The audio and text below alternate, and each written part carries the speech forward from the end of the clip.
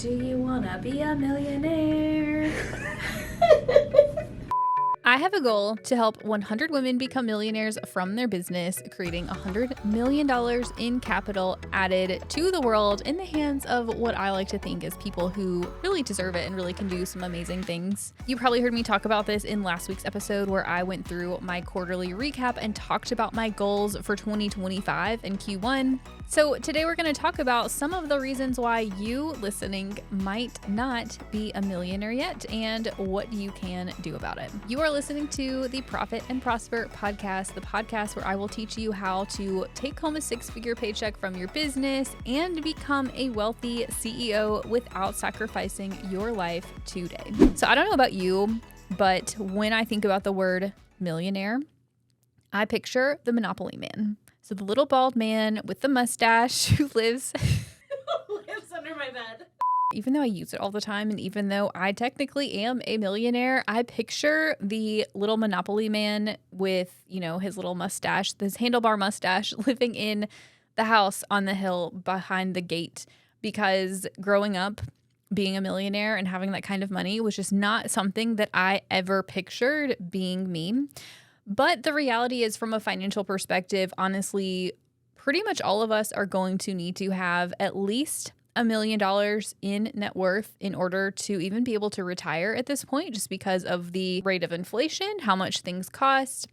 Honestly, for a lot of people, having $1 million invested isn't even going to be enough to comfortably live on and maintain your lifestyle in retirement. And so I think we have to start normalizing the idea that more of us are going to want and need to become millionaires. Basically, every client I have ever worked with, both through Young & Co. and through my coaching and in the High Profit Society, when I ask them, what do you want from your business? They tell me that they want financial freedom and time freedom. Financial freedom is going to mean that you've got a healthy income, that you've got investments, you've got assets to your name, which the vast majority of people do not have. So if you don't have that now, don't worry, you're definitely not alone. But 2025 needs to be the year that we decide we are going to change that, put ourselves in the driver's seat of our financial destiny of our businesses, and start to become a millionaire. And that's a wrap. I'm just kidding. One of the things you can do to help get yourself on the path to being a millionaire is start to understand and acknowledge things that you might be doing now that are causing you to not be a millionaire and to not have the level of income and investments that you would need to reach that point. So what I'm going to go over is 5 different things that I have seen be sort of commonalities across my clients and things that they're doing before we start working together. And we'll talk about signs that you're doing these things and ways that you can turn them around this year. The first reason you might not be a millionaire is that you might have a lack of focus. What this means is that you are spread too thin.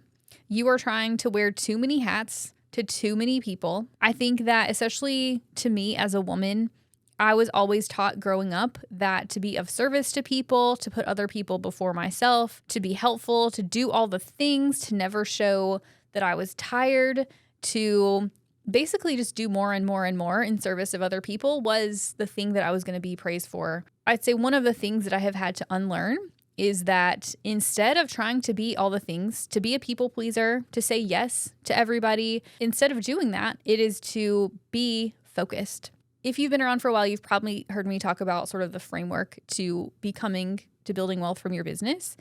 The first step is going to be to scale your business up to a place where you can pay yourself a 6-figure paycheck. The easiest way for you to do that is not going to be to have a ton of different revenue streams and all kinds of different things that you're doing. It is going to be to focus on doing one thing, being really good at it, building a business around that one thing, around that focus, and doing it so that it's profitable, because that will be so much easier to scale up to a place where you can take home a 6-figure paycheck from that one thing.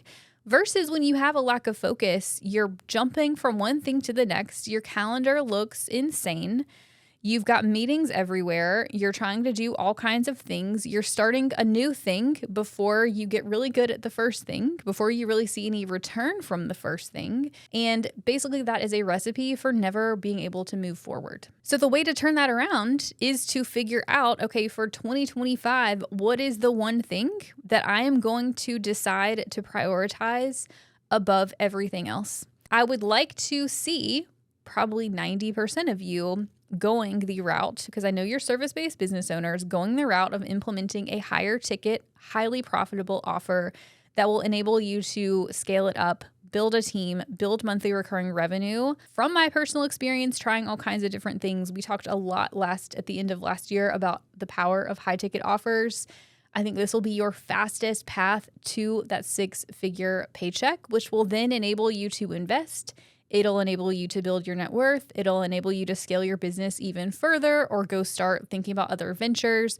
But this is your foundation. That sort of segues nicely into number 2, a lack of profitability. Most people that I come across want financial freedom from their business. They want to even replace their corporate paycheck where they were making 6 figures, multi-6 figures, but they don't have an understanding of the level of the numbers that they need to hit in their business in order to make that a reality. They don't have an understanding that revenue is not the same as profits, and that is not the same as your take-home pay. And generally speaking, if you want to build even just $100,000 paycheck or 10K months, which would be $120 a year, you are going to need to do minimum. I've seen people do it at 15K, but it's few and far between. I would say reasonably, most people will need to hit 25 to 30K months in order to take home that 10K per month after taxes. And so when you don't have that understanding of what that level of profitability needs to be, what your business model needs to look like in order to hit those numbers, then you do things like not structuring your offers in a way that's going to hit those numbers, like not pricing high enough to be profitable while also paying your team and growing your business and making the investments that you need to make. A lot of times that will result in entrepreneurs and CEOs working more and more and more time, thinking that if they can just grind it out, if they can just take on more clients before they hire a team, if they can just keep going and keep adding more and more to their plate versus thinking more strategically about where can I put my time and energy and money that will be the most profitable for me and for your team. And that honestly will lead you straight into burnout, because when you add so much to your plate, and then you start dropping balls, then you start to lose quality, and then things go up in flames around you. And this is honestly where I see people getting burned by having their big goals, and they think this isn't meant for me anymore because it was so hard, because I didn't have enough margin. Maybe I should have said lack of margin instead of lack of profitability, because that could mean both in terms of financial margins, but also in terms of time and energetic margins. I think as a CEO, all of those things are really, really important. So how do you turn that around? When we think about margins, we think about profitability, I think something that comes up for a lot of people at the same time is guilt. Guilt over the idea that you can put a little bit of time or energy into something and have a pretty outsized return from it. So acknowledging that sometimes maybe that is also causing you to have that lack of margin, to keep adding more to your plate because you equate time with money. I think the way to turn this around is to do number 1, which was be focused on one thing that you can do really well, because I think that thing, by focusing and getting really good at it, by giving your clients really great results, it'll allow your team and you to be more efficient and higher quality and overall just more profitable. And so I think that would probably be one of the best things you can do. I think the other thing that's really helpful is to really understand your business model, to have numbers, to know what your sales goal needs to be, to understand your profit margins, and really take the time to do that, which segues nicely into number 3. So the number 3 thing you might be doing that is causing you to not be a millionaire is a lack of financial literacy. This is one of those topics that can turn me into spicy Sarah. And I don't want to scare you off so early in the year, but can we agree to make 2025 the year that we stop being like we're ostriches, putting our head in the sand, pretending that if we ignore money, that our problems are going to go away? Can we make 2025 the year that we finally stop saying, I'm not good at money, I'm going to let my husband make the decisions? No, you as a CEO need to be empowered. I'm here to empower you to get good at money stuff because I have never seen a successful CEO who does not understand their numbers, who does not feel like they have a handle on their money, or who does not get the support that they know that they need to get good at money. So lack of financial literacy is absolutely going to be one of your biggest roadblocks to becoming a millionaire, because I think you're not going to grow your business to the point where you can make the income you need to make the investments you need to build your net worth without intention, without a plan. I think when business owners don't have financial literacy, when they don't look at their numbers, their metrics, even non-financial metrics, I find people avoid because they're afraid of what they're going to say, because they're afraid they're going to show them that they're a failure. They make the numbers mean something about them as a person. For the record, even if your numbers show you that something didn't work out well, that does not have any influence on your worth as a person. You have inherent value and worth as a human being just by existing, no matter what your KPIs and your metrics and your P&Ls say. So when we ignore money, when we ignore our metrics, you will not make the most informed decisions. You won't be able to see the results or the return that you're getting on the investments you make in your business. You won't be able to see which offers work the best. You won't have an informed way to say, hey, I'm going to do more of this, and this is my plan for how I'm going to make the money I need to make to become a millionaire. I find a lot of business owners who don't have financial literacy will also tend to either overspend on things that they don't need, or on the other case, sometimes they will sock all their money away because they're afraid of everything crashing and burning to the ground versus having an intentional plan for your money. So the way that you get out of this is, I would say, number one, get the support where you need it in your business, acknowledging, like, I'm not saying everybody needs to be a CPA. Like, I'm a CPA. You don't have to be a CPA to build financial literacy. No one teaches us these things in school. Honestly, even me with a master's in accounting, a CPA license, working in one of the big four firms and working in corporate America, there was so much I had to learn when I went to start a business and to be able to help other business owners. And so don't give yourself a hard time because you don't know it. A lot of women, I think, are told when we're growing up that money's not for us, that we're not good at math, we're not good at numbers, we're too creative. You know, these are not where we don't find value in being a math nerd. We find value from being helpful to other people. So just acknowledging where all of these beliefs about yourself and your capabilities are coming from and saying, I'm tired of being this way. I'm going to change the narrative in 2025. So hire the support where you need it, but you also have to understand, even if you hire an accountant, even if you get a financial planner, the person who is responsible for your money is still you. And so I don't want you to hire the support and then try to push the decision-making authority off to another person. I want you to get the support and learn the skills that you need to empower yourself to be confident in making those decisions. The other thing that you can start to do that I think is really helpful is to start looking at your metrics, even if it's just a few things. I've done episodes in the past on tracking KPIs or key performance indicators and the financial metrics that you need to know. So those episodes might be really helpful for you to get a sense of things that you can start tracking and start looking at, even just to familiarize yourself with where to find the numbers, what they mean, and start to see trends over time, because that we start to dip your toe in the water. You start to feel more comfortable with that. It's going to snowball from there. Number 4 is going to be lack of scalability. So a lot of us start our businesses and we're the only person there, right? Everything falls on you.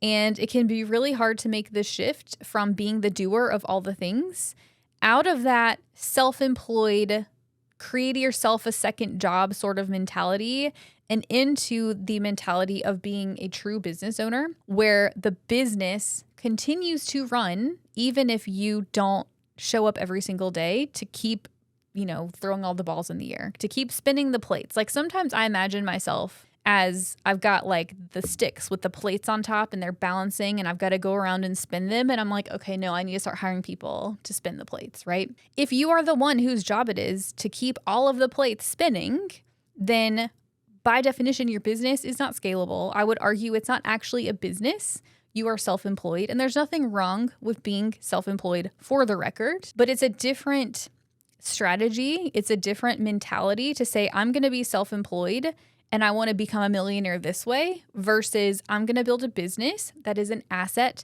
that runs and makes money whether I am there or not. I would say what I also see people do when they have a lack of scalability is they'll hire the team, they'll hire support, and then not actually use them or not take the time to define systems and processes that other people can step into. The way to get out of this is if you truly want to be a business owner versus being a freelancer or being self-employed, taking the steps to build the systems, to build the processes, to have that overall business strategy, the boring business blueprint. That was good. I like alliteration, right? But the boring business to have the process that is repeatable and other people can step in and help you run that business so that you are not the one tied to the day-to-day operations of the business. And this is where I think business owners have the opportunity to build bigger amounts of wealth and also have a bigger impact because your time suddenly becomes independent from your ability to make money. A lot of people will say, well, that's great, but what would I do with my time if I wasn't working all the time?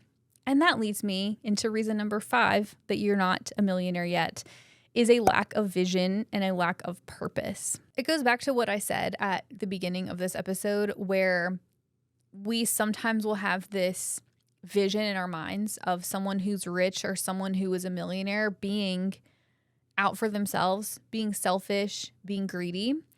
And I think that has a lot to do with our conditioning.